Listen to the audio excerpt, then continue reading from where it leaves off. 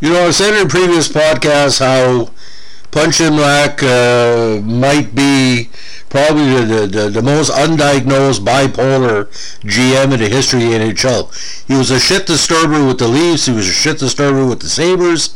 He basically made decisions and made moves that made absolutely no sense. And it came to a head again in the 1974 NHL Intra-League Draft. Now, we all know that he kind of did the Reggie Fleming incident to pick up 4 players and kind of use the system to his advantage. But a 74 draft has to come down to was one of the nicest and the most talented and the most revered athletes of his generation, the great Aboriginal skater Jim Neilson of the Rangers. Now, the biggest story again came where was a follow from the first selection. Now, the 74 draft took place June 10th at the Queen Elizabeth Hotel in Montreal. Now, this year, because it was an expansion year, the rules were modified slightly such that the teams could only lose one player. As in the past in the past, first-year pros were exempt, and the draft price was $40,000. Also exempt this year were goalies. Any player claimed the proceedings had to be kept on the claiming team's 16-man protected list in the expansion draft, which took place later that week. Now, this was a controversy with Jim Neilson, and nobody can predict this was going to happen. Now, before the draft, the Seals, Rangers, and Bruins had come to an agreement such that the Seals would take Jim Neilson with their first pick, drop Walt McKechnie from their protected list to make room for Neilson, and the Rangers would then claim McKenzie as compensation, and he would trade McKechnie to the Bruins at a later date for Derek Sanderson.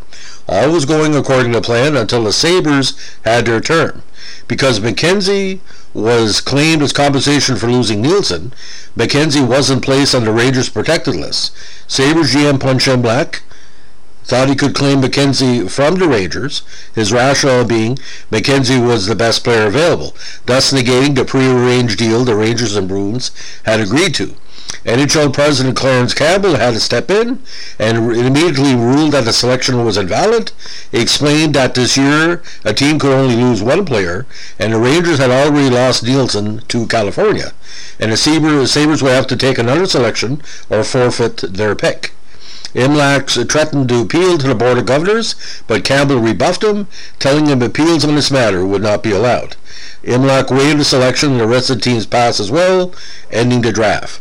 2 days later, McKenzie was eventually traded to the Bruins for Sanderson. So this was quite bizarre, and what was really more bizarre, the Sabres lost a player in the draft. I don't know if it was intentional by Detroit, but there was only 5 picks that year. Dave Fortier was taken by the Islanders from the Flyers. Jim Raleigh was taken by the Canucks from the Penguins. Brian Ogilvie was taken by the Blues from the Blackhawks. And Ron Busniak, very, very good player, good in the AHL, good in the NHL, was taken by Detroit from the Sabres. Now, we all know what happened with Jim Neilson. He was a key player with California.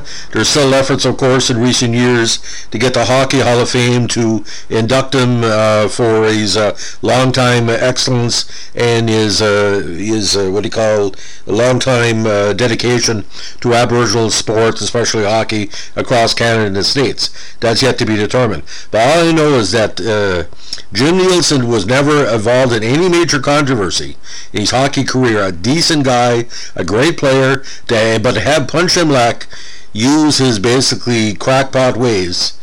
Don't even talk about the drafting a fake player.